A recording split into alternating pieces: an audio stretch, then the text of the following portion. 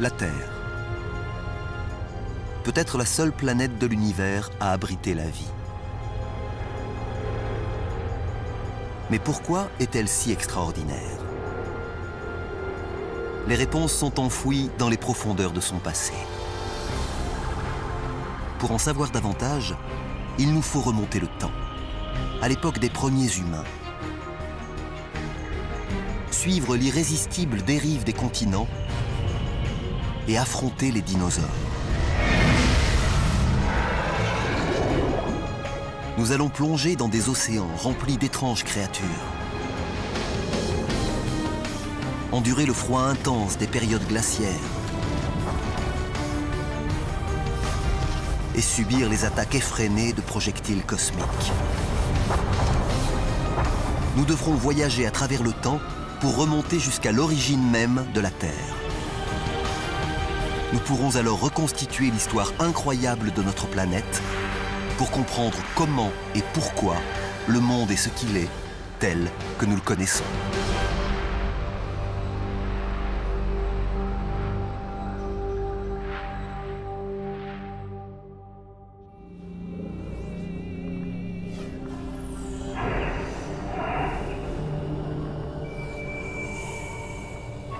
Notre voyage débute il y a environ 5 milliards d'années. Notre magnifique planète bleue n'existe pas encore. Seule une jeune étoile, le Soleil, trône au milieu d'un nuage de poussière cosmique. Nous sommes arrivés trop tôt. La Terre n'est pas encore formée.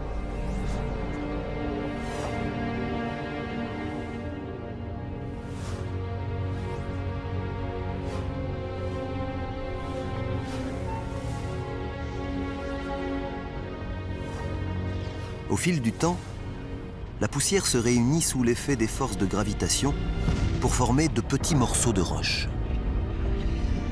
Aussi inconcevable que cela puisse paraître, cette accumulation de matière va engendrer un objet aussi complexe qu'une planète.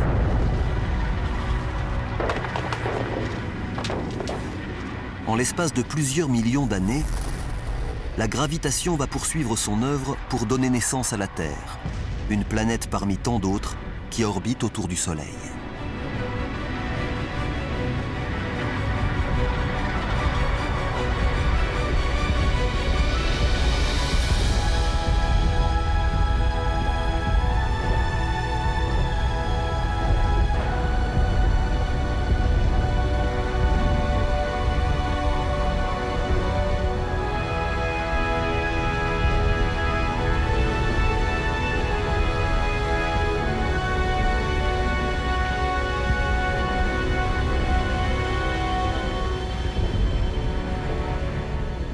Il y a 4,540 milliards d'années, notre planète a des allures de brasier infernal.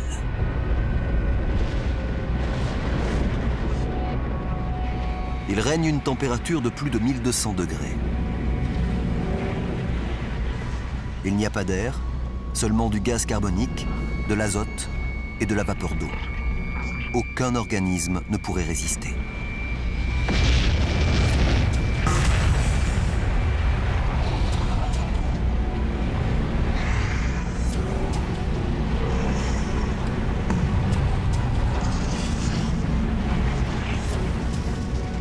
La Terre n'est encore qu'une protoplanète, constituée de roches en fusion. Dépourvue de surface solide, elle n'abrite qu'un vaste océan de lave.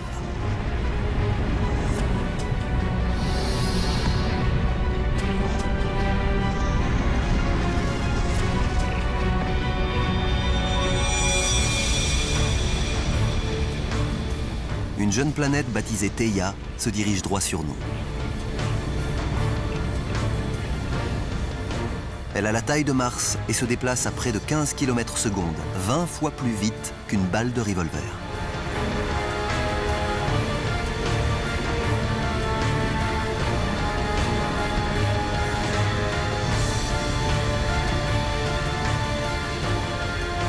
La force de gravitation de ce corps céleste déforme la surface de la Terre.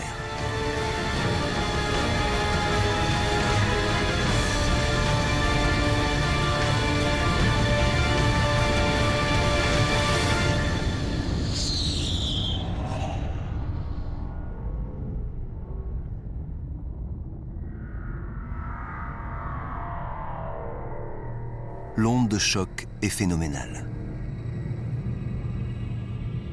Les deux corps sont comme liquéfiés sous l'impact.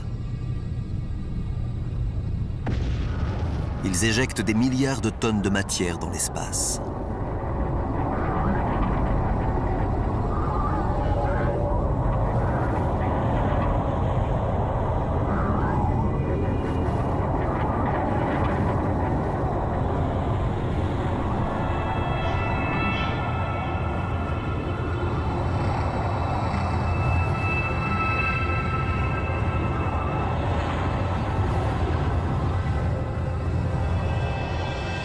Mais en moins d'un siècle, la force de gravitation rassemble les débris en un anneau de poussière incandescent qui entoure la Terre.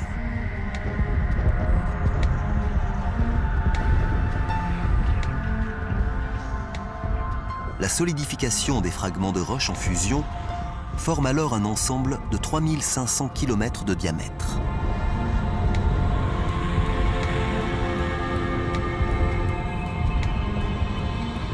Notre Lune est en train de naître.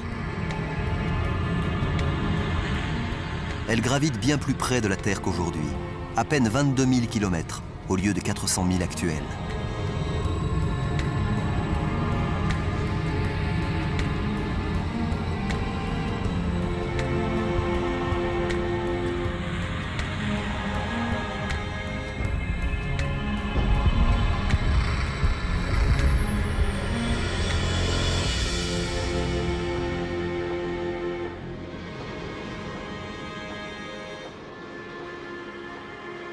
Le Soleil se lève sur une Terre en phase de refroidissement et se couche à peine 3 heures plus tard.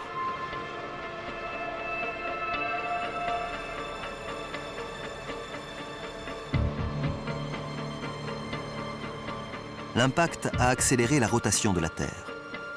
À ce stade, une journée ne dure que 6 heures. Mais sa lente évolution se poursuit. Pour mieux comprendre comment notre planète s'est formée, il faut avancer de plusieurs millions d'années.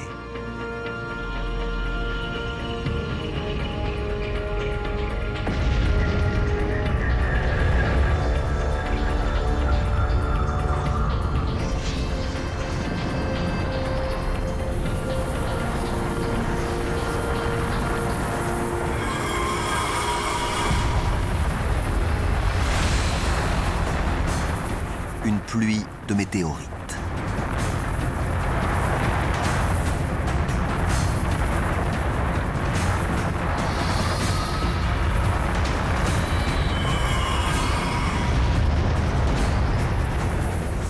Il y a 3,9 milliards d'années, des débris issus de la formation du système solaire s'abattent sur la Terre.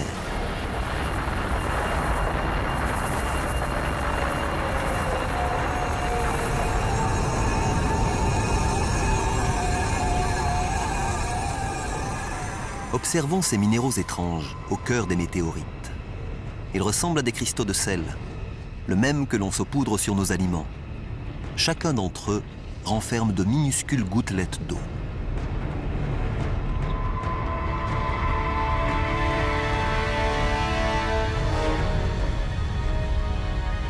Ces projectiles célestes pourraient bien contenir l'ingrédient essentiel à la vie sur Terre.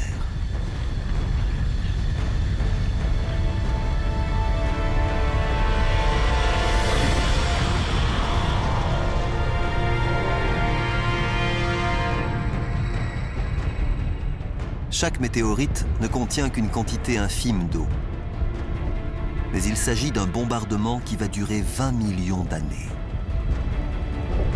Des flaques se forment et l'eau s'accumule sur le sol ferme. Car si le noyau de la Terre est toujours en fusion, il règne une température de 70 à 80 degrés à la surface, qui a favorisé la formation d'une croûte.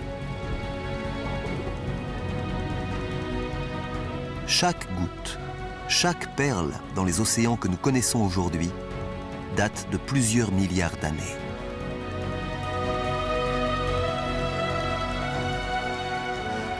Elles ont parcouru des millions de kilomètres avant d'atteindre la Terre.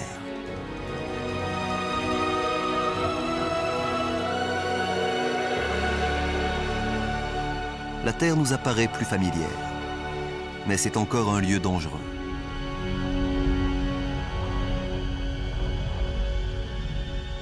La force des vents dépasse sans doute celle de nos ouragans les plus destructeurs.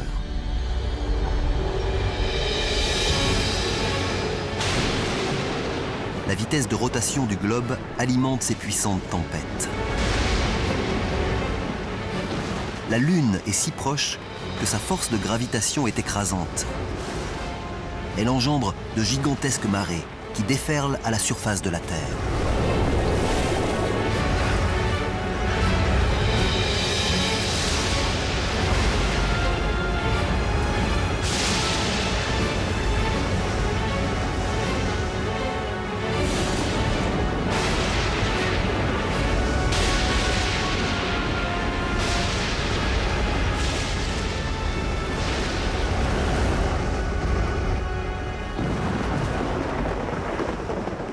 Mais au fil du temps, la Lune s'éloigne, la houle s'atténue et la rotation de notre planète ralentit.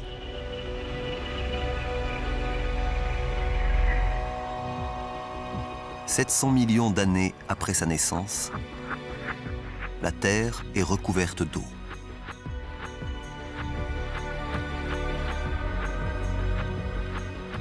Mais on distingue des formes étranges à la surface. Ce sont de petits îlots rocheux qui semblent venir de nulle part.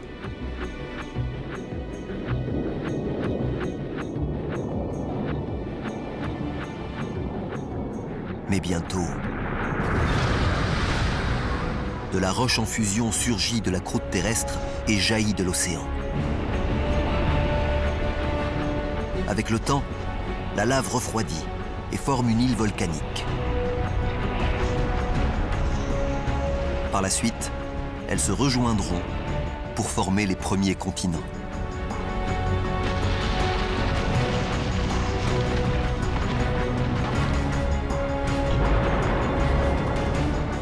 Notre jeune planète est recouverte d'eau et de terre. Elle commence à ressembler à celle que nous connaissons aujourd'hui. Mais l'atmosphère est toxique et la chaleur bien trop élevée pour que la vie s'y développe.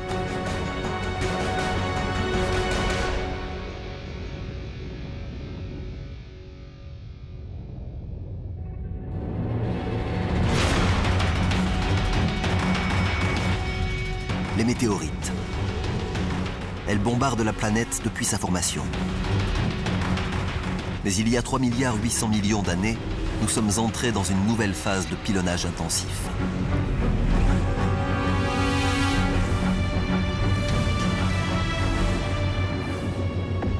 Elles qui ont déjà apporté des molécules d'eau contiennent cette fois autre chose.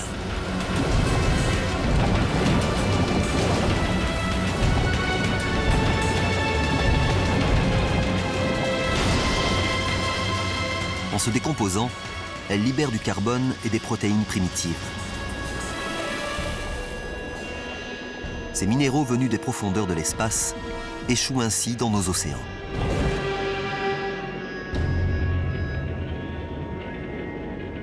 Au-delà de 300 mètres de profondeur, il fait sombre, car les rayons du soleil sont filtrés par la densité de l'eau. Et la température est glaciale.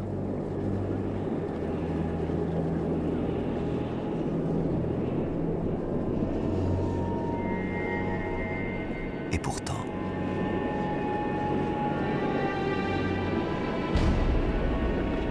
cette cité de cheminées sous-marines n'est pas un mirage. Un liquide bouillant s'échappe des conduits.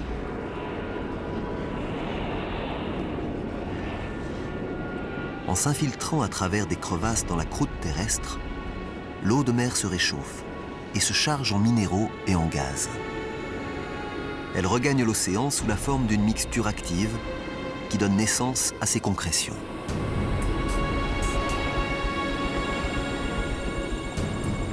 Si l'on ajoute tous les minéraux et les éléments issus des météorites, l'océan ressemble désormais à une soupe chimique.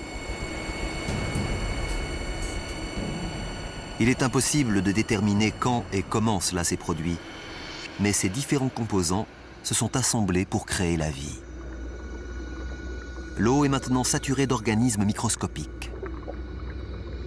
Ces bactéries monocellulaires sont les plus anciennes formes de vie sur Terre.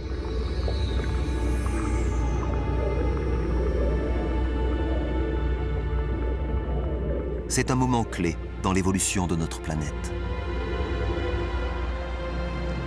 La vie microscopique se développe.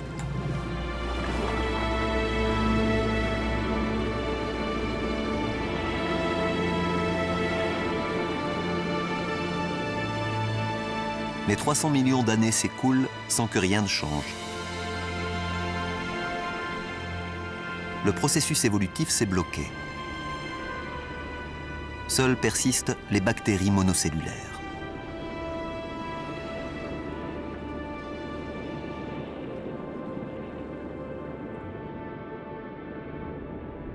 Pour trouver des formes de vie plus complexes, il faut faire un nouveau bond dans le temps et remonter jusqu'à 3,5 milliards d'années dans un océan peu profond.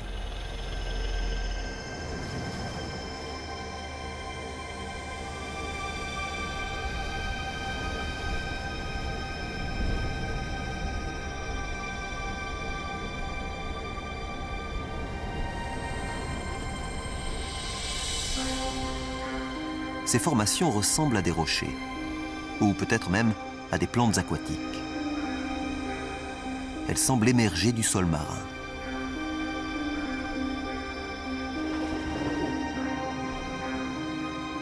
C'est une colonie de stromatolites.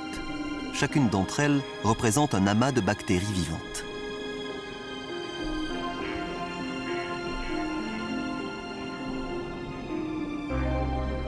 Comme par magie, ces bactéries transforment la lumière solaire en nourriture. Ce processus, appelé photosynthèse, utilise la puissance des rayons solaires pour transformer le gaz carbonique et l'eau en glucose, une forme de sucre naturel.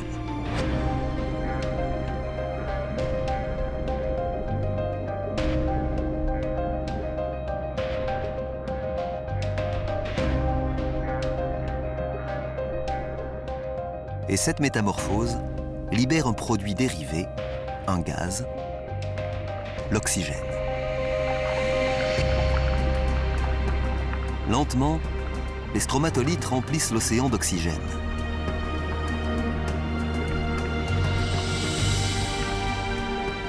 Au fil du temps, au contact de ce gaz invisible, les traces de fer présentes dans l'eau se mettent à rouiller. Les particules de rouille se déposent sur le fond marin pour former de la roche ferrugineuse, une matière minérale que l'homme utilisera plus tard dans la construction de ponts, navires ou gratte-ciel.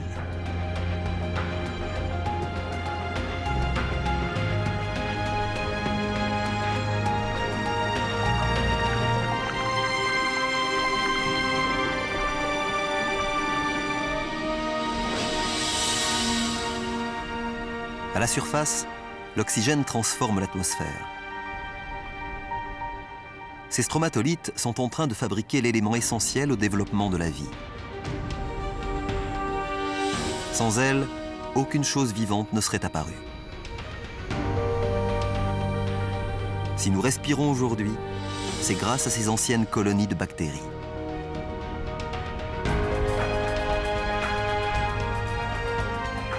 Au cours des 2 milliards d'années qui suivent, le niveau d'oxygène continue d'augmenter. Et tandis que la rotation de la Terre ralentit, les journées s'allongent.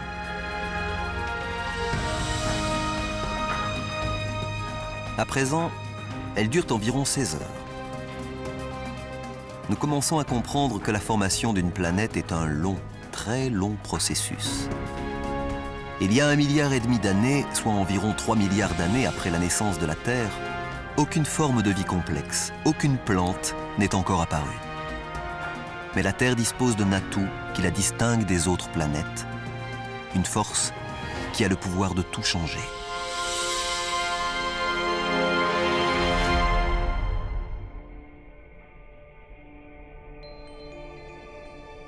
Notre planète. Une magnifique boule bleutée parsemée d'îlots volcaniques. Il y a 1,5 milliard d'années, elle est le berceau de la vie primitive.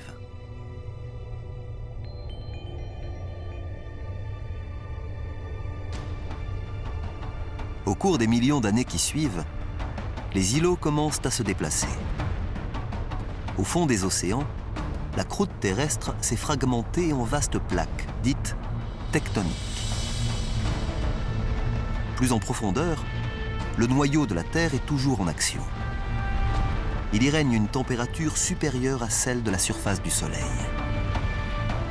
La chaleur est si intense qu'elle génère des mouvements dans le manteau terrestre, qui entraînent la mobilité des plaques tectoniques et des océans à travers le globe. Plusieurs millions d'années s'écoulent. Vue en accéléré, notre planète paraît active, changeante, en un mot, vivante. 400 millions d'années plus tard, un vaste continent se forme, Rodinia.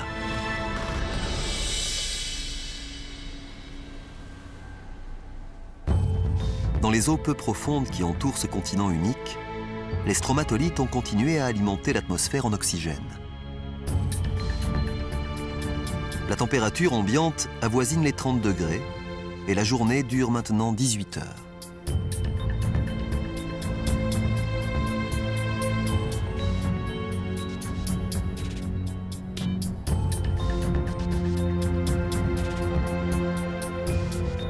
Mais cette planète ressemble davantage à Mars qu'à la Terre. Pour voir émerger la vie, il nous faut encore avancer dans le temps.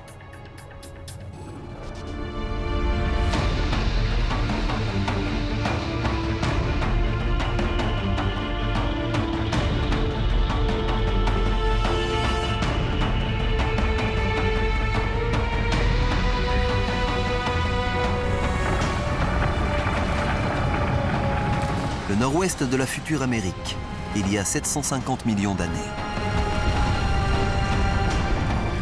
Une force provenant des entrailles de la Terre est en train de déchiqueter la croûte terrestre. Le monde semble se déchirer. Une seule force est capable d'une telle puissance, la chaleur. Elle s'échappe du noyau liquide de la planète et étire la croûte terrestre. Centimètre par centimètre, année après année, le vaste continent unique se scinde en deux.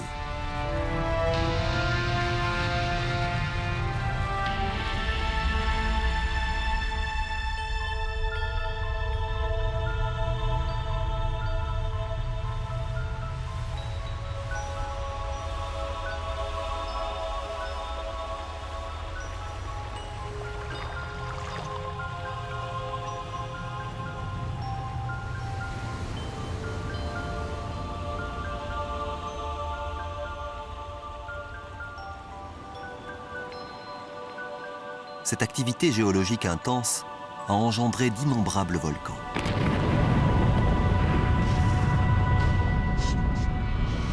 Les éruptions répandent de grandes quantités de dioxyde de carbone dans l'atmosphère.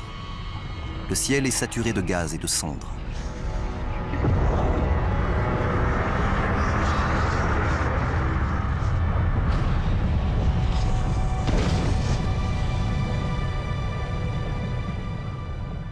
Au contact de l'eau, le dioxyde de carbone donne des pluies acides. À la surface de la Terre, la roche, très exposée en cette période d'activité géologique extrême, s'imprègne du gaz carbonique charrié par les pluies acides.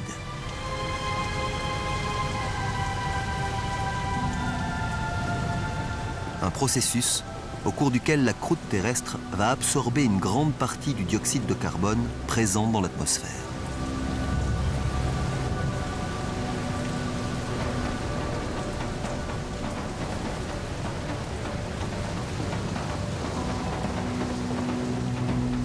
Le déficit de gaz carbonique dans l'atmosphère empêche la planète de retenir la chaleur du Soleil. En l'espace de quelques milliers d'années, la température du globe chute jusqu'à moins 50 degrés.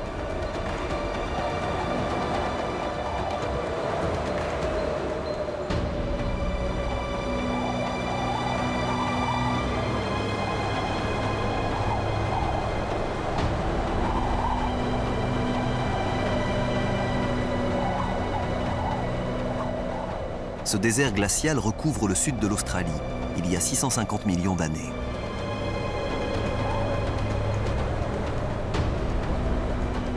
Il témoigne d'une phase que certains scientifiques appellent la Terre boule de neige, au cours de laquelle la planète aurait connu la plus longue période glaciaire de son existence. Une épaisse couche se forme. Rien ne peut l'arrêter. La formation de la glace favorise la réflexion de la lumière émise par le Soleil, ce qui accélère le processus de glaciation du globe. Au nord, une seconde couche se forme, tout aussi imposante.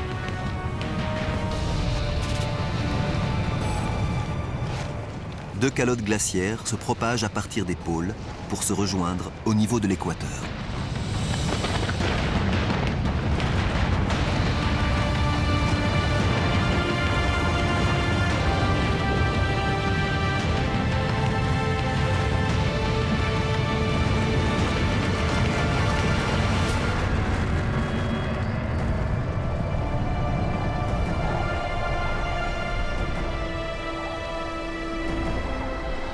À présent, une couche de 3 km d'épaisseur recouvre toute la planète.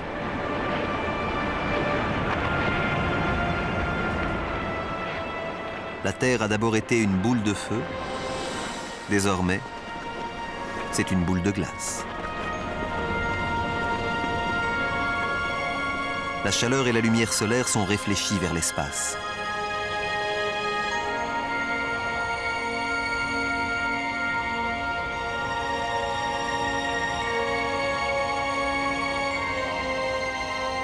Rien, pas même le Soleil, ne semble pouvoir sauver notre planète.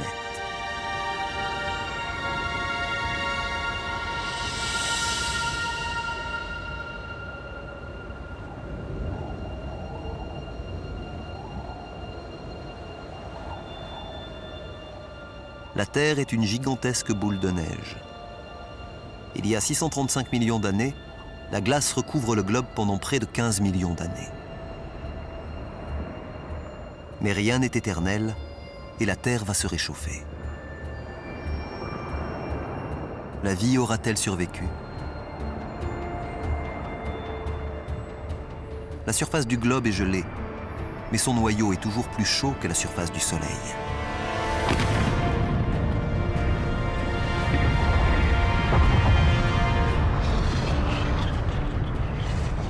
Depuis le début de la période glaciaire, les éruptions volcaniques n'ont pas cessé. Mais elles n'ont eu aucun impact sur la couche de glace.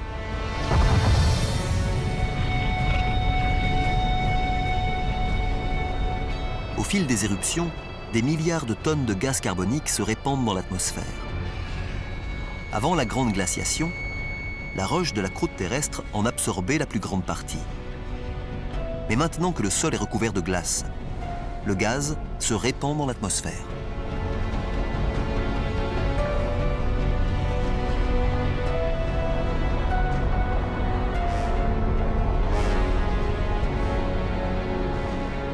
Les rayons du Soleil se retrouvent piégés par le gaz carbonique et un réchauffement climatique s'opère. Les températures grimpent et la glace commence à fondre.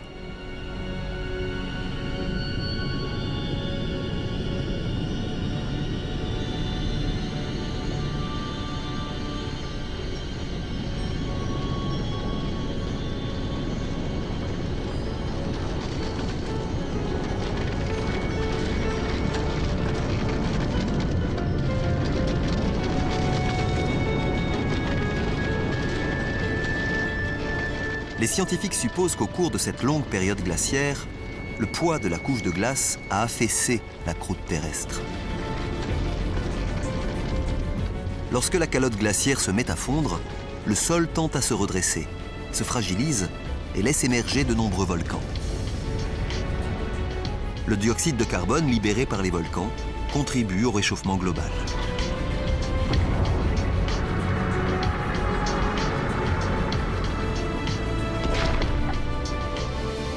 Lorsque la planète était recouverte de glace, les rayons ultraviolets du Soleil, réagissant au contact des molécules d'eau gelée, ont produit du peroxyde d'oxygène. Maintenant que la glace est en train de fondre, le peroxyde d'oxygène se décompose et libère d'immenses quantités d'oxygène.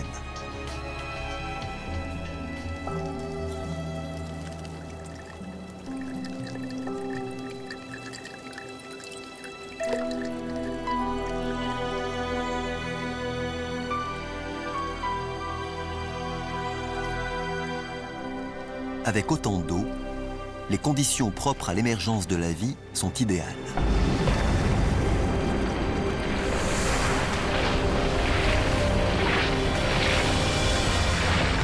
Avant l'épisode de la Terre boule de neige, les bactéries primitives avaient colonisé les océans.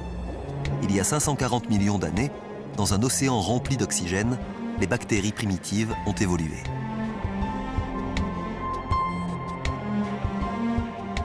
Une faible quantité a survécu à la glaciation, car le fond marin est couvert de plantes. Mais ce n'est pas tout. Cette créature étrange ressemble à une limace à carapace. C'est un vivaxia, qui appartient à une nouvelle génération d'organismes multicellulaires complexes.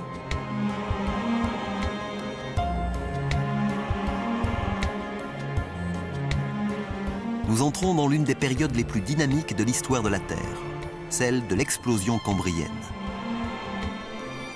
L'augmentation du taux d'oxygène permet aux créatures d'accroître leur masse et de développer un squelette osseux.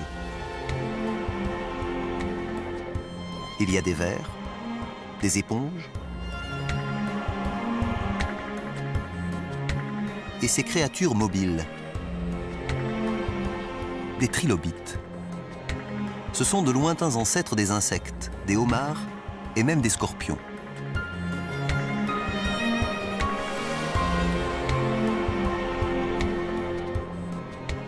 Dans les océans, la vie prospère. On y trouve des bactéries microscopiques et des monstres, comme celui-ci. Un Anomalocaris. Sa taille avoisine le mètre.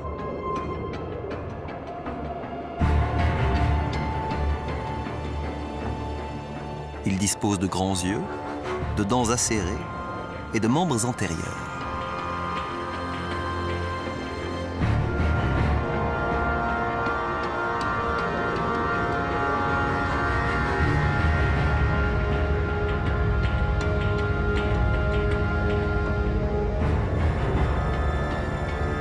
Pour se nourrir, l'Anomalocaris n'a qu'à se servir.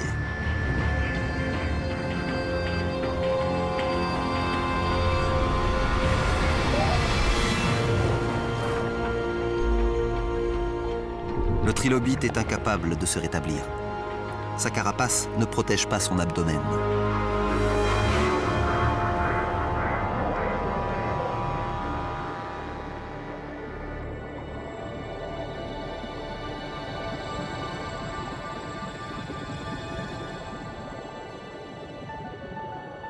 Ces créatures sont des picaillas. Elles mesurent 5 à 6 cm de long et sont vraisemblablement les précurseurs de la branche des vertébrés. Après des millions d'années d'évolution, cette structure primitive aboutira au squelette qui nous permet de nous tenir droit.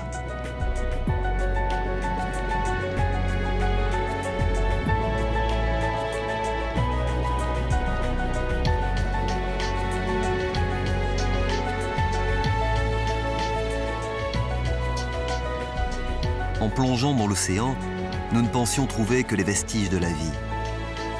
Mais nous avons découvert un monde prospère et vivant, colonisé par les trilobites et autres Anomalocaris.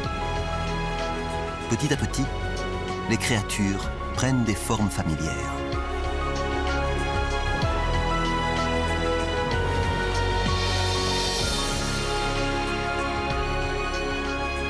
des dizaines de milliers de plantes et d'espèces peuplent déjà le fond des océans. Cette fois, l'offensive de la vie semble inéluctable.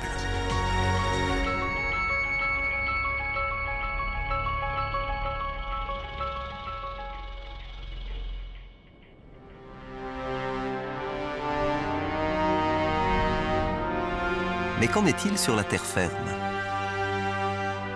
Il y a 460 millions d'années, les plaques tectoniques ont encore bougé. Un nouveau continent unique s'est formé, le Gondwana. La température ambiante avoisine les 30 degrés et le taux d'oxygène est proche de celui que nous connaissons aujourd'hui. Le sol devrait être recouvert de végétation et fourmillé de créatures. Mais hormis quelques algues, c'est une terre aride qui s'étire à perte de vue.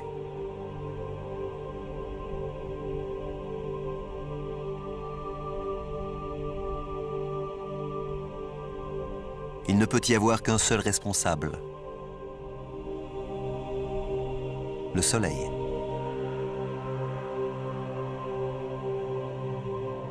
Ses rayons meurtriers martèlent la surface. La vie complexe que nous avons observée dans l'océan n'a aucune chance de s'épanouir sur la terre ferme. Mais à une cinquantaine de kilomètres d'altitude, là où les rayons du soleil pénètrent dans l'atmosphère, un phénomène étrange est en train de se produire.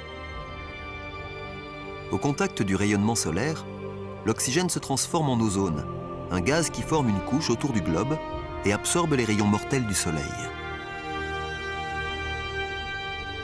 Au cours des 120 millions d'années qui suivent, la couche d'ozone s'épaissit, protégeant davantage notre planète des rayons solaires.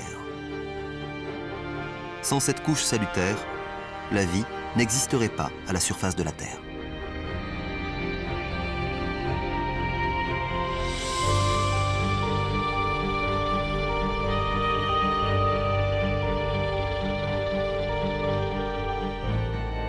À l'abri du rayonnement solaire, la vie s'épanouit. Ces petites taches de mousse sont les premières plantes terrestres. Et elles libèrent encore plus d'oxygène. Le taux monte en flèche.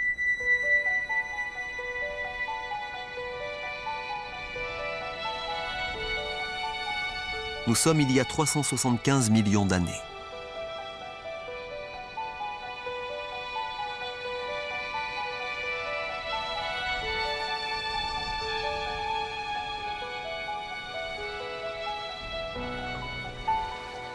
Quelque chose semble nager sous la surface de l'eau.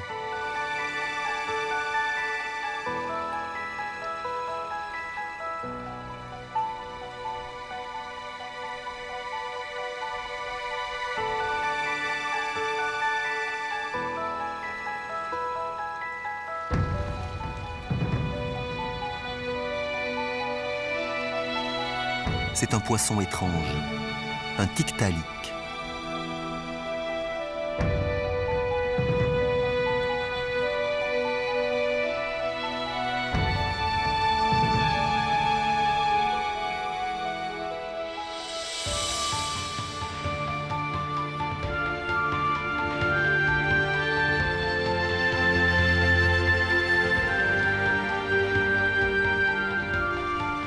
À la différence des poissons que nous connaissons, il dispose d'un cou mobile et utilise ses nageoires comme des membres.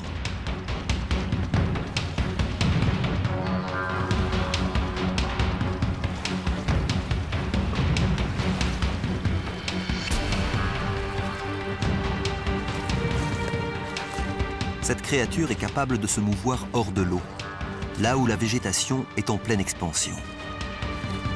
Ces animaux appartiennent à la catégorie des tétrapodes. Au cours des 15 millions d'années qui suivent, ils développent des membres plus robustes, passent davantage de temps hors de l'eau et finissent par coloniser la Terre.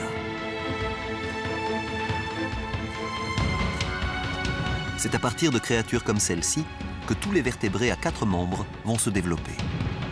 Les dinosaures, les oiseaux, les mammifères Et enfin, l'homme.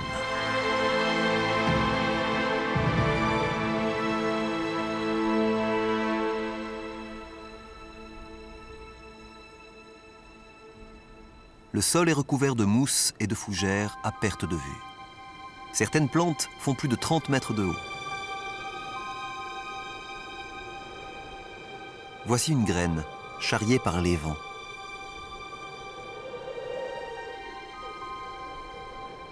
Jusqu'alors, les plantes se reproduisaient à l'aide de spores, des particules monocellulaires qui nécessitent beaucoup d'eau pour croître et survivre.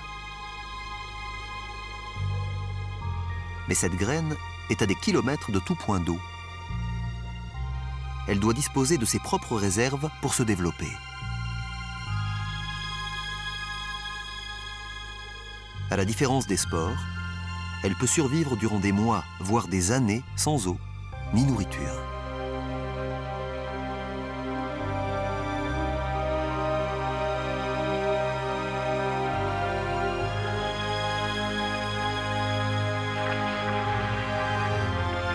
Cette modeste graine répand la vie à travers le globe. Et tous ces arbres et ces plantes libèrent encore davantage d'oxygène.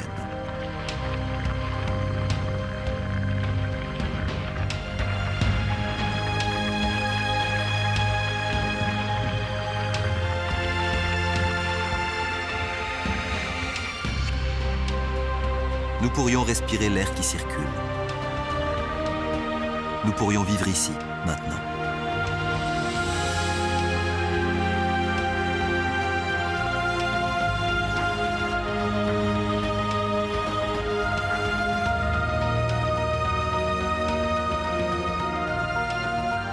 Nous avons accompli un long trajet, depuis une boule de poussière et de roches incandescentes jusqu'à cette planète bleue et verte, grouillant de vie.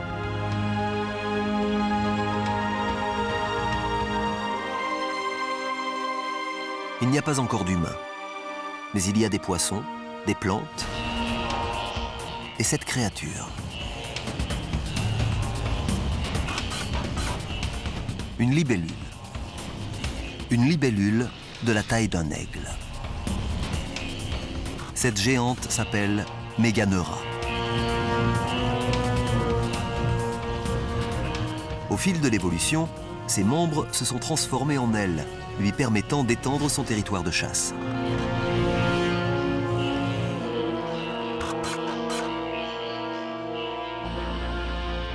Il y a des mille-pattes, des araignées et toutes sortes d'insectes. Ces créatures, des arthropodes, sont parmi les premières à avoir colonisé la terre ferme il y a 400 millions d'années. Elles sont très semblables aux insectes que nous connaissons aujourd'hui. À une différence près, elles sont gigantesques.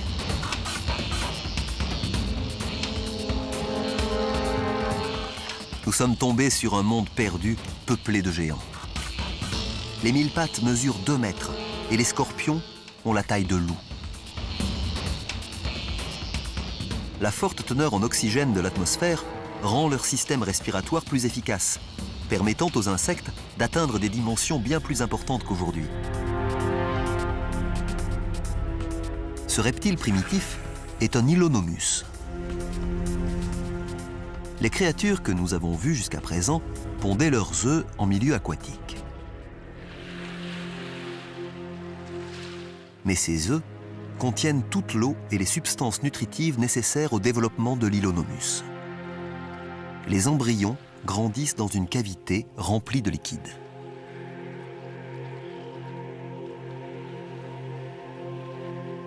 L'œuf constitue une avancée décisive dans le cycle de l'évolution. Désormais, les animaux peuvent quitter leur environnement aquatique pour conquérir la terre.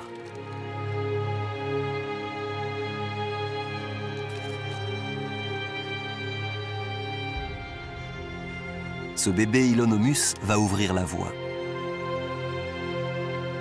C'est une nouvelle forme d'espèce, un reptile.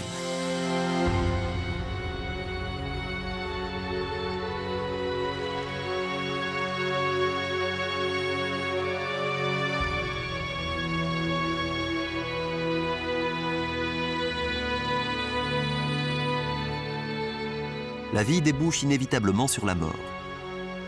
D'énormes quantités de matière végétale s'accumulent sur le sol et se décomposent pour former des couches denses et humides. Au terme de dizaines de millions d'années, la roche viendra recouvrir ces couches. Sous l'effet combiné de la chaleur du noyau de la Terre et de la pression des roches en surface, le lit de plantes mortes se transforme en veine de charbon. Aujourd'hui, chaque morceau de charbon que nous consumons pour chauffer nos maisons et alimenter nos centrales électriques est constitué de végétaux morts il y a 300 millions d'années.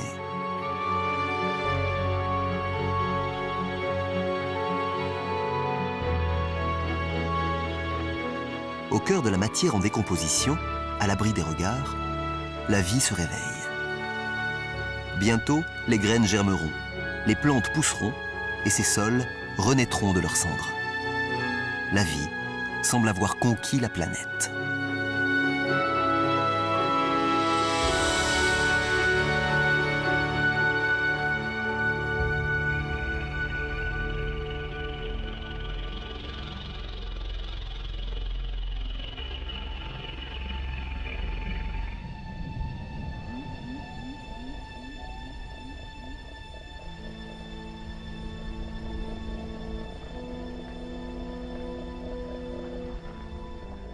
Un troupeau de créatures pâture dans les plaines sibériennes. Ce ne sont pas des dinosaures. L'espèce n'apparaîtra pas avant une vingtaine de millions d'années. Mais ce sont de grands animaux. L'évolution a fait un gigantesque pas en avant et les petits lézards que nous avons aperçus plus tôt sont devenus des reptiles géants. Ceux-là sont des scutosaures, les parents éloignés des tortues.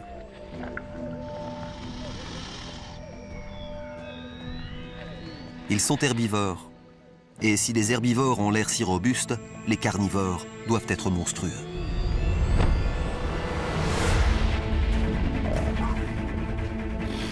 Un gorgonopside. Une machine à tuer préhistorique parfaitement conçue.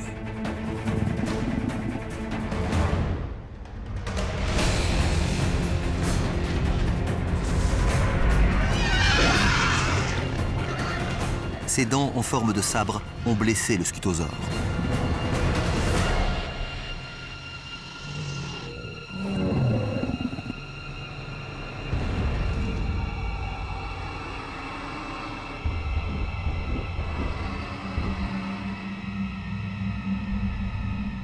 Le prédateur observe sa proie qui agonise.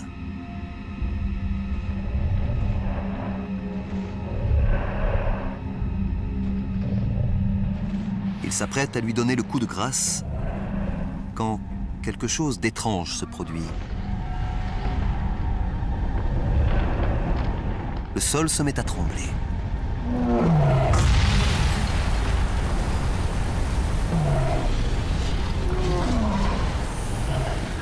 L'écorce terrestre semble soumise à une forte pression.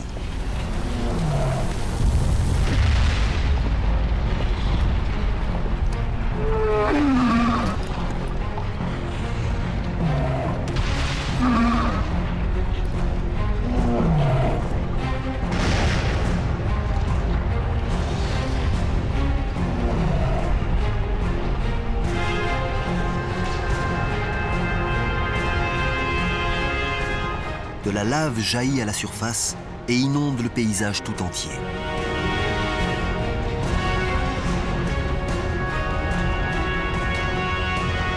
C'est un épanchement basaltique, la remontée d'un gigantesque fragment du manteau terrestre qui fait surgir la roche en fusion à travers les fissures de la croûte terrestre.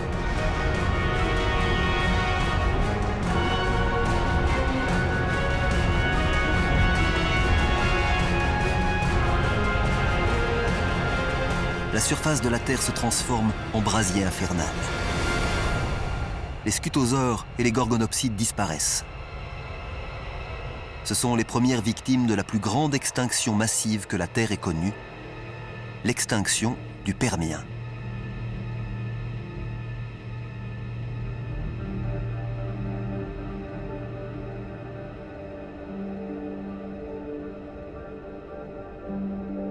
De l'autre côté du continent Gondwana, c'est comme si rien ne s'était passé.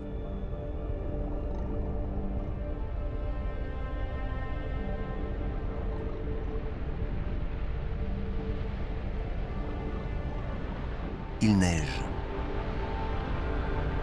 Pourtant, la température avoisine les 20 degrés. C'est une pluie de cendres provenant d'éruptions survenues à 16 000 km de distance.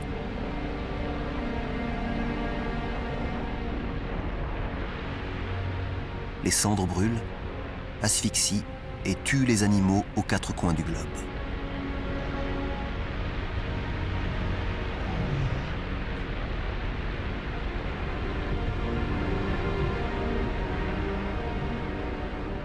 L'atmosphère est saturée de dioxyde de soufre. Avec la pluie, le gaz se transforme en acide sulfurique, brûlant tout ce qu'il touche.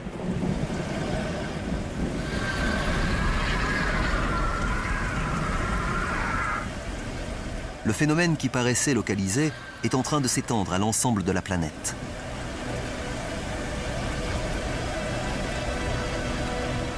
Les éruptions de Sibérie accroissent la teneur en dioxyde de carbone de la Terre.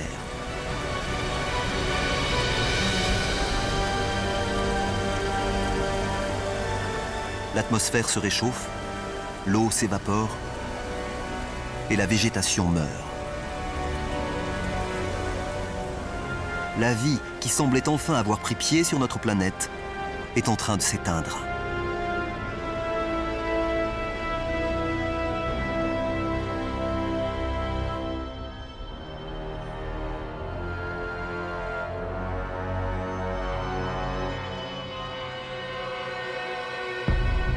Il n'y a plus aucun signe de vie sur la terre ferme. Mais dans les océans, que se passe-t-il? La mer devient rose.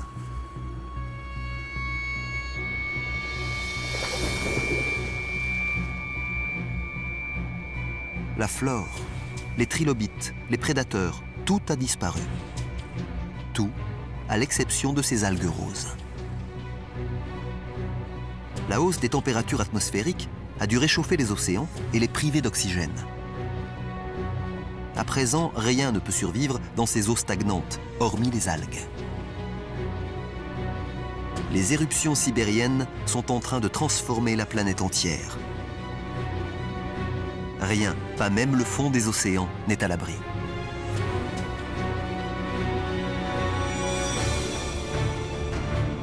D'où viennent ces bulles?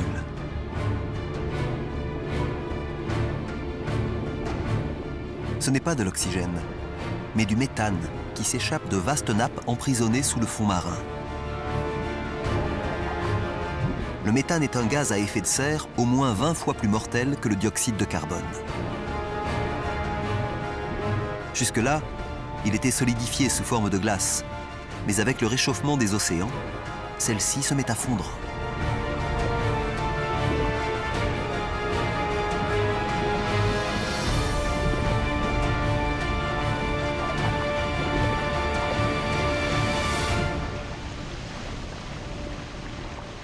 Lorsqu'il est relâché dans l'atmosphère, ce gaz puissant accélère le réchauffement climatique. À présent, il fait près de 40 degrés à la surface du globe, soit 6 degrés de plus qu'avant les éruptions sibériennes.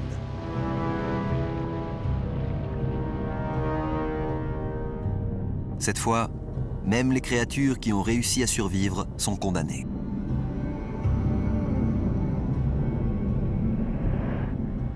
Les éruptions durent 500 000 ans. Pendant tout ce temps, la lave n'a cessé de jaillir. À présent, une couche de roches en fusion d'environ 6 km d'épaisseur recouvre une étendue de la taille des États-Unis.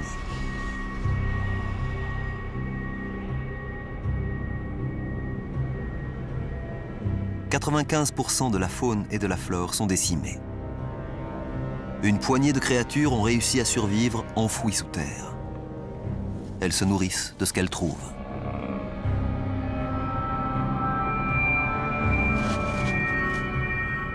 Le reste de la planète est anéanti.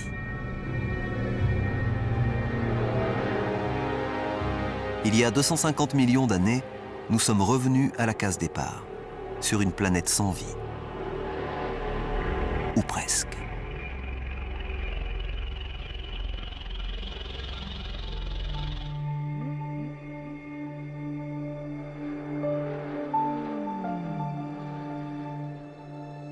Cela fait près de 50 millions d'années que quasiment toute forme de vie a disparu de la Terre. La planète est transformée.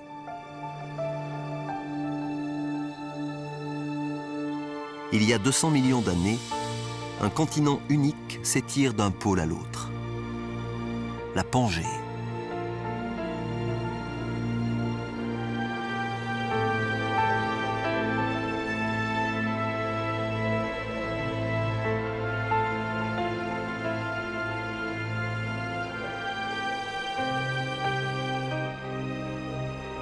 La planète se remet tout juste de l'extinction massive du Permien.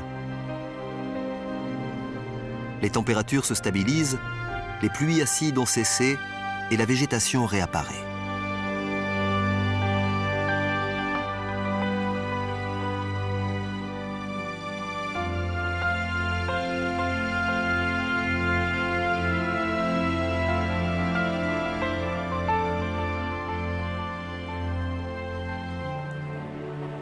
Avec la disparition de 95% de la vie sur Terre, le champ est libre pour l'émergence de nouvelles espèces. Et notamment pour l'une d'entre elles qui va dominer la planète comme nulle autre auparavant. Celle des dinosaures.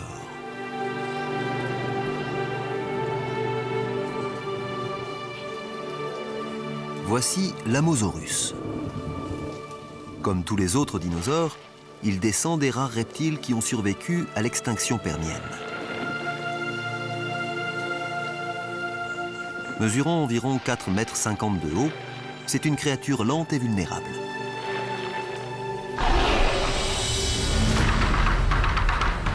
Un dilophosaure. 2 dilophosaures.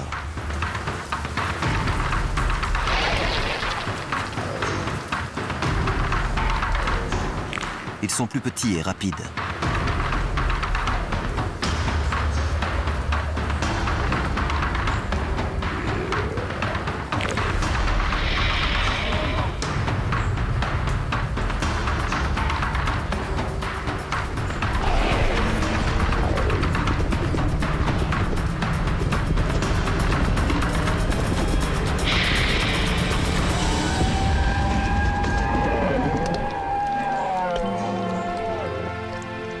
L'Amosaurus est un repas de taille pour un dilophosaure, mais pas pour deux.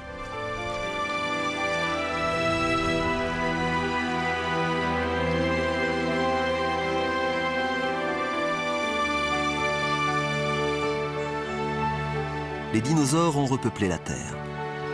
Mais aucune espèce ne parvient à apprivoiser cette planète instable et agitée.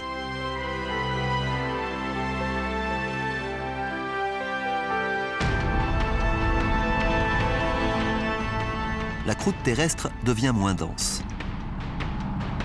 Comme soumise à une force mystérieuse, elle laisse échapper de la lave et se lézarde sous l'effet des séismes.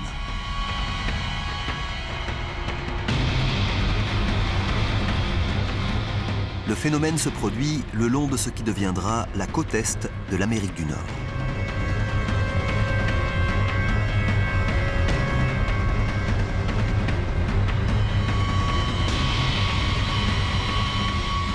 L'activité des plaques tectoniques a repris. Il y a 190 millions d'années, la Pangée se fragmente.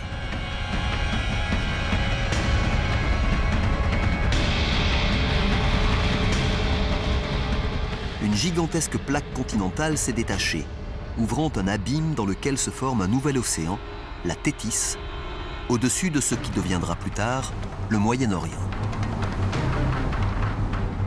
Les courants charrient les substances nutritives vers les eaux côtières qui bordent le littoral de ce qui sera l'Arabie Saoudite, l'Irak et l'Iran.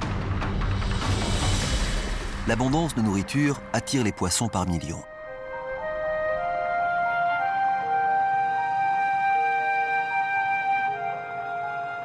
Lorsque le cycle de la vie prend fin, les poissons morts tapissent les fonds marins.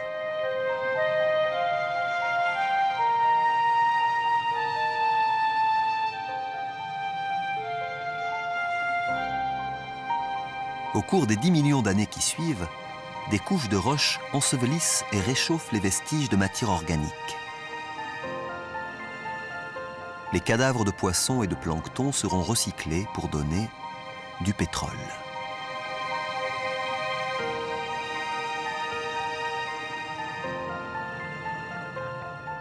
l'essence qui alimente nos voitures, chaque morceau de plastique, la peinture sur nos murs, la moquette sous nos pieds, tous ces produits sont issus de ce processus.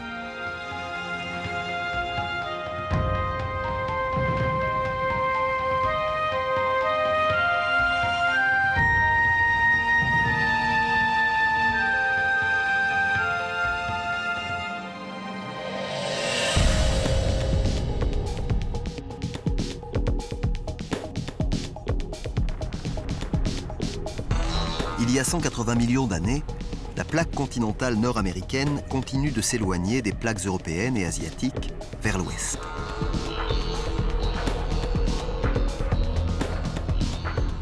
Cette progression est lente, environ 2,5 cm par an.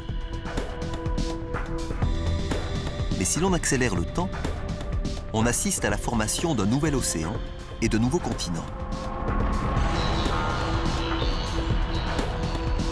Montréal s'éloigne de Marrakech et New York de l'Afrique occidentale. Le gouffre qui sépare les deux continents se remplit pour donner naissance à un vaste océan, l'Atlantique. Dans cet océan, de nouvelles créatures voient le jour. Comme celle-là, par exemple, un ichthyosaure. Leurs ancêtres reptiliens vivaient sur la terre ferme. Mais ils se sont adaptés au changement de la planète et ont développé des nageoires pour rejoindre l'océan Atlantique qui s'est tout juste formé. Celui-ci mesure 6 mètres de long. Il peut nager à une vitesse de 40 km/h.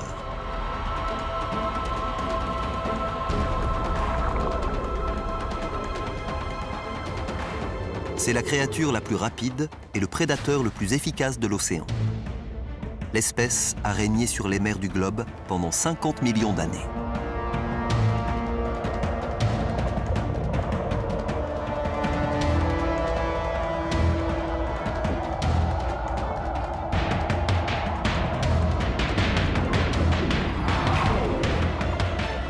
Mais à présent, un nouveau prétendant lui dispute sa couronne.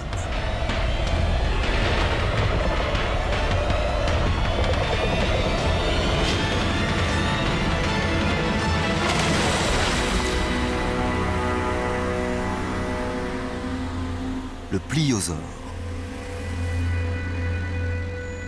La longueur d'un autocar pour le poids d'un camion. Ses mâchoires immenses sont 8 fois plus puissantes que celles d'un grand requin blanc et ses dents ont une 30aine de centimètres de long.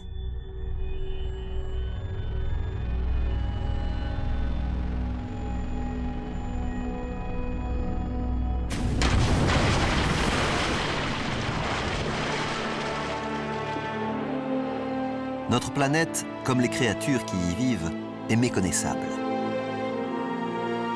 L'océan Atlantique a englouti ce qui était autrefois la terre ferme.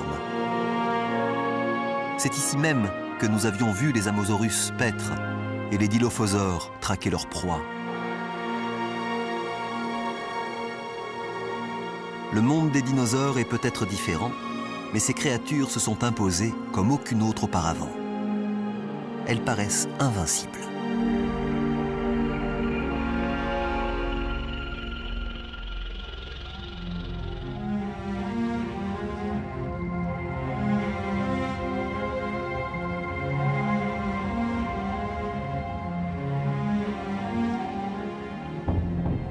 L'espèce a survécu aux éruptions volcaniques, aux séismes et à la dérive des plaques continentales.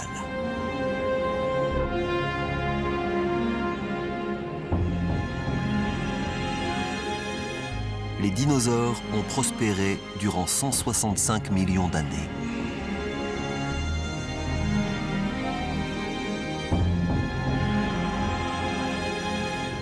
Mais rien n'est invincible.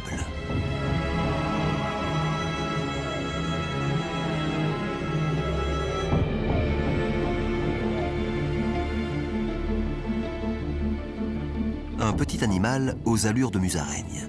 Il descend des rares mammifères qui ont survécu à l'extinction massive survenue 185 millions d'années plus tôt. C'est aussi une proie pour les dinosaures. C'est pour cette raison que la plupart des mammifères vivent dans les arbres ou enfouis sous terre et ne s'aventurent à la surface qu'à la nuit tombée. Ils ne représentent aucune menace pour les dinosaures.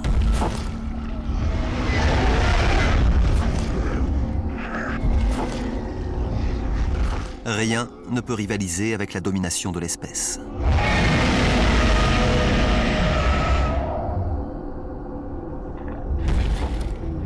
Du moins, sur Terre.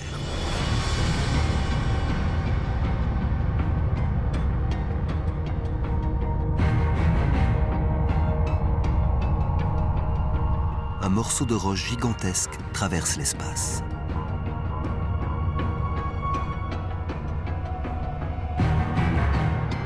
Cet astéroïde a un diamètre d'environ 10 km.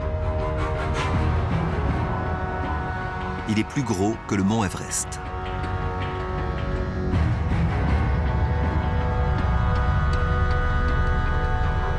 Et il file à 70 000 km/h en direction de la Terre.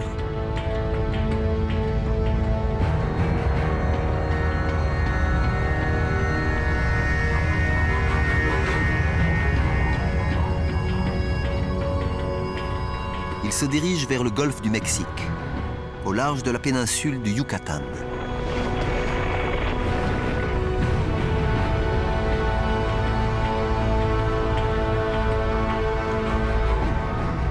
Sa vitesse est telle que nous raterions l'impact le temps d'un battement de cils, à moins que nous ne ralentissions le temps. En une fraction de seconde, le monde va changer pour toujours.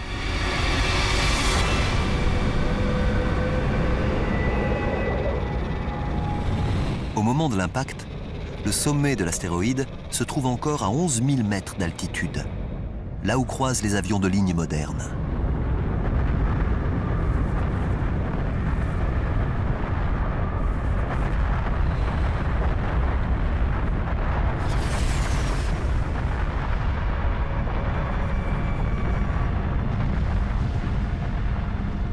L'astéroïde percute le sol avec une puissance telle qu'il pulvérise tout ce qu'il touche et se vaporise instantanément.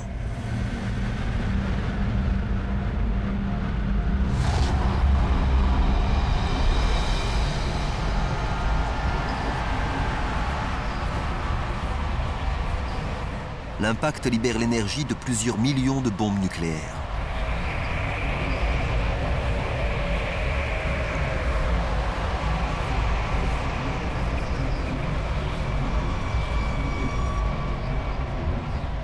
Rien n'est à l'abri, pas même en altitude. Certains de ces blocs de roche ont la taille de petites villes.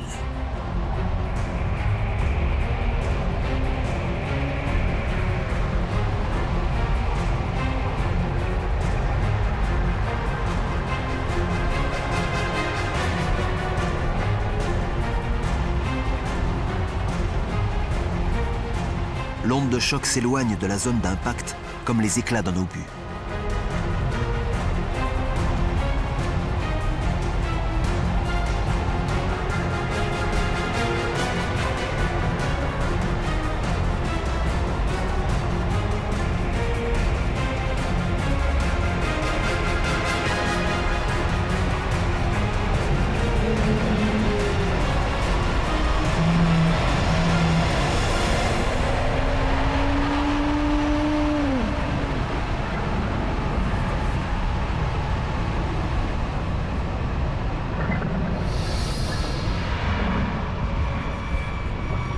Quelques minutes après la collision, à des milliers de kilomètres de la zone d'impact, la Terre est bombardée de toutes parts. Une pluie de débris tombe du ciel.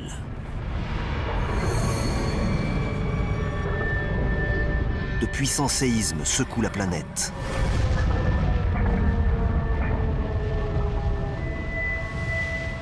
Les côtes sont ravagées par des raz-de-marée.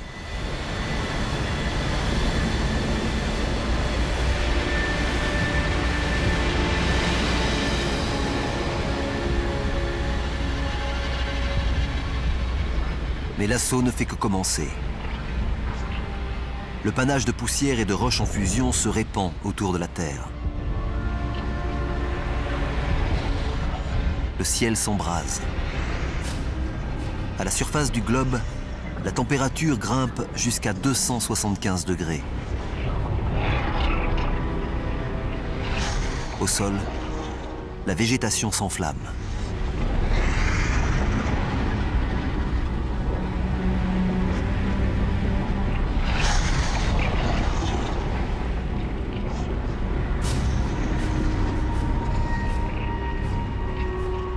Plusieurs mois après l'impact, les cendres et la fumée occultent toujours les rayons du soleil.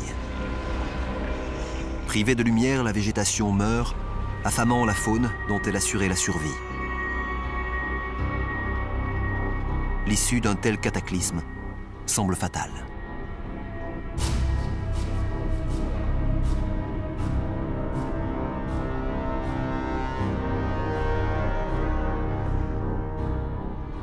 Il y a 65 millions d'années, l'impact d'un astéroïde a entraîné l'extinction des dinosaures. Leur règne de 165 millions d'années vient de s'achever.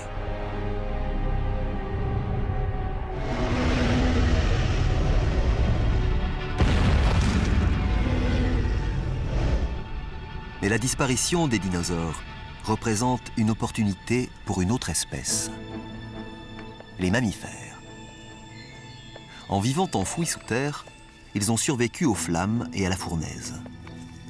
Et parce qu'ils sont omnivores, ils se développent, tandis que les espèces au régime alimentaire spécifique succombent.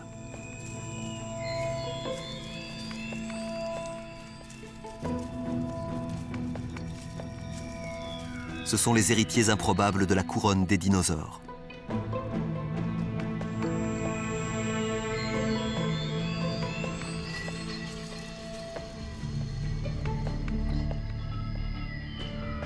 Une histoire s'achève, une autre débute.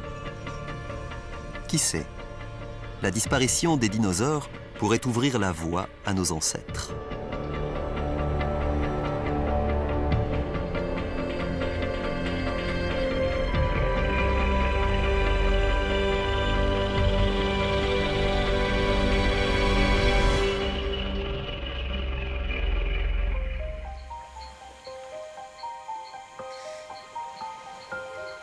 Les dinosaures se sont éteints depuis longtemps. La planète est paisible.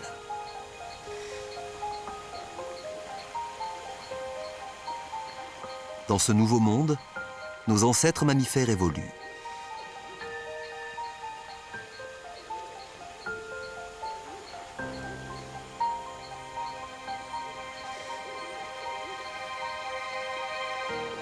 Ce lac, il y a 45 millions d'années, situé aux abords de l'Allemagne d'aujourd'hui, devrait être l'endroit idéal pour les observer.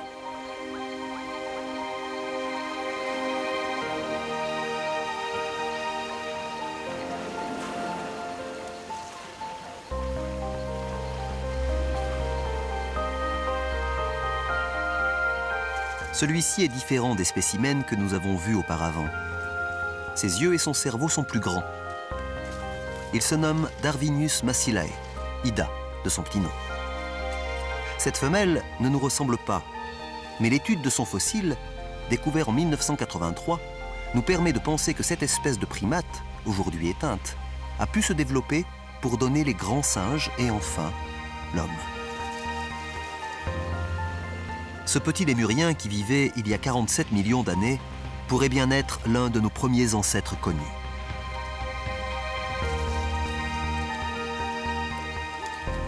Le plan d'eau repose sur un cratère volcanique.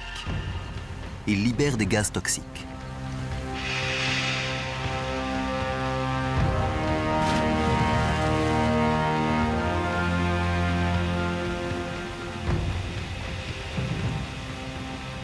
Le lac qui a tué Ida va la conserver dans ses eaux à faible teneur en oxygène.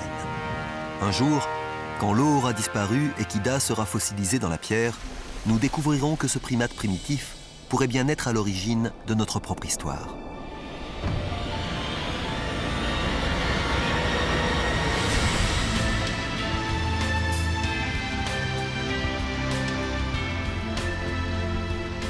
Voici notre planète il y a 20 millions d'années.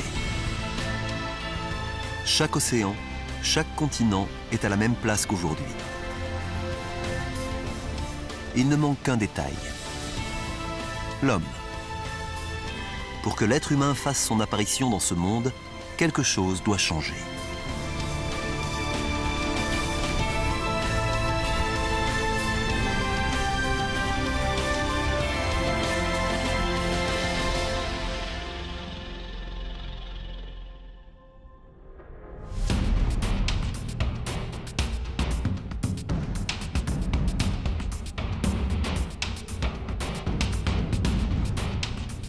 Le long de la côte orientale de l'Afrique, entre les plaques qui forment la croûte terrestre, un grand rift est en train de s'ouvrir.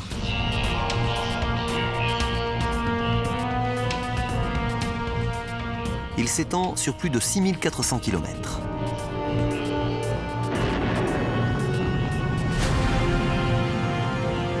Des montagnes émergent le long des zones de fracture.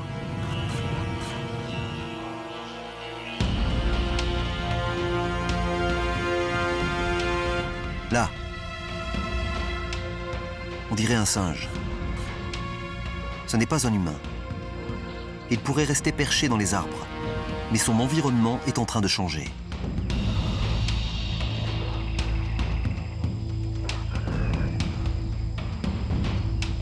Les nouveaux massifs agissent comme un mur qui empêche la région de bénéficier de l'humidité provenant de l'océan Indien.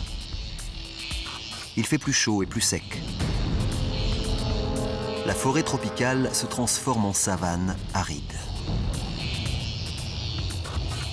Le réchauffement du climat est en train de détruire l'habitat de ces créatures.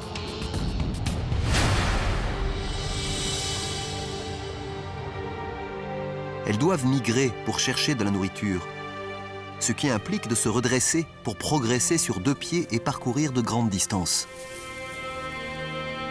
C'est l'étape la plus importante dans l'histoire de l'humanité. Cette barrière de massifs qui borde la côte est de l'Afrique pourrait bien être à l'origine du redressement de notre posture.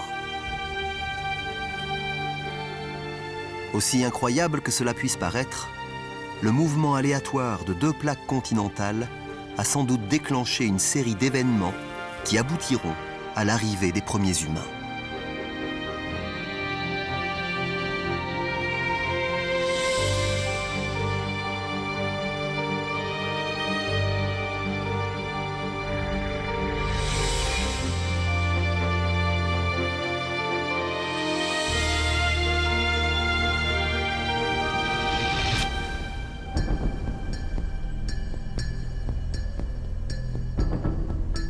Un homme et un enfant. Ce pourrait être une scène contemporaine. Mais elle se déroule il y a 1,5 million d'années. Ces créatures sont des Homo erectus, une espèce humaine primitive. Et ces empreintes sont les premières à ressembler aux nôtres. Les civilisations passées et présentes, les grandes inventions, les idées les plus brillantes, l'histoire humaine dans toute sa complexité et sa splendeur, tout commence ici et maintenant.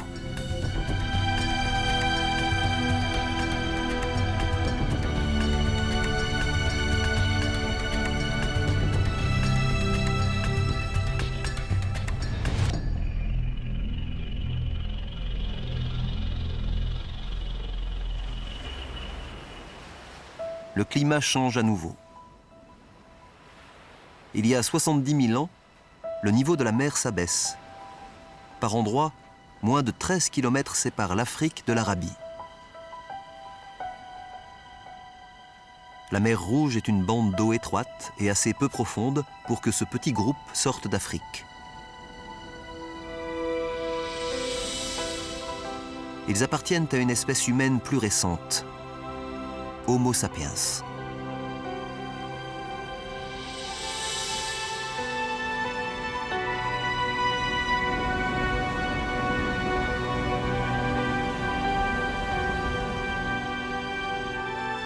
Le groupe a réussi la traversée. les scientifiques sont convaincus que chaque homme, femme et enfant né en dehors de l'Afrique descendent de ces 200 et quelques individus.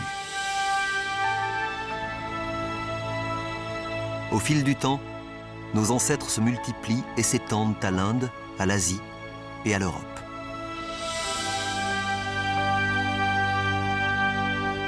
Et tandis que les humains migrent vers le nord, un gigantesque mur de glace se déplace vers le sud. Cette période glaciaire transforme la planète une fois de plus. En se retirant, les glaciers creusent d'immenses vallées qui se remplissent d'eau de fonte pour donner les grands lacs d'Amérique du Nord.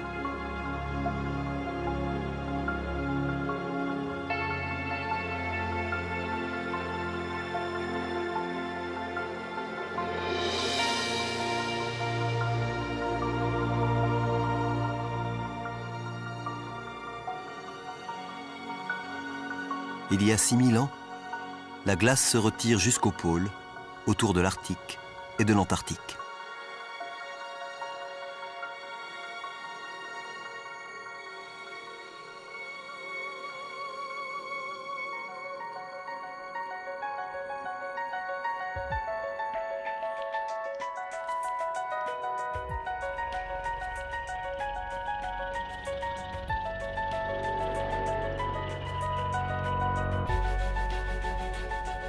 Après un voyage de 4,5 milliards d'années, nous sommes de retour chez nous.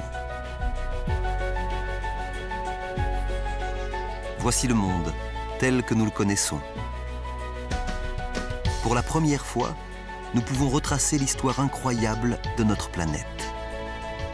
Nous pouvons comprendre l'origine et l'importance de tout ce qui nous entoure aujourd'hui. Des cieux qui nous surplombent, au rôle de l'eau, l'ingrédient essentiel à la vie, jusqu'au sol que nous foulons.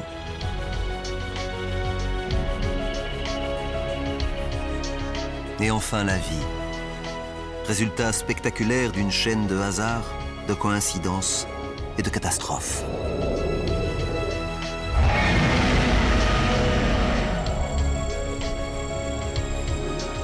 Chaque triomphe, chaque désastre est un pas sur le sentier qui mène jusqu'ici, jusqu'à nous, aujourd'hui. Cependant, l'histoire de la Terre ne s'achève pas maintenant.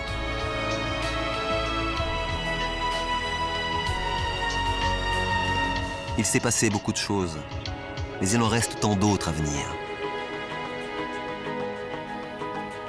La Terre vivra encore au moins 4,5 milliards d'années. Nous n'avons accompli que la moitié du voyage.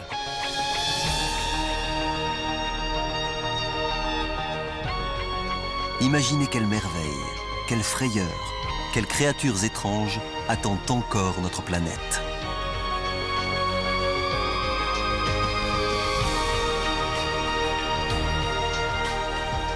Le prochain chapitre de l'histoire de la Terre reste à écrire.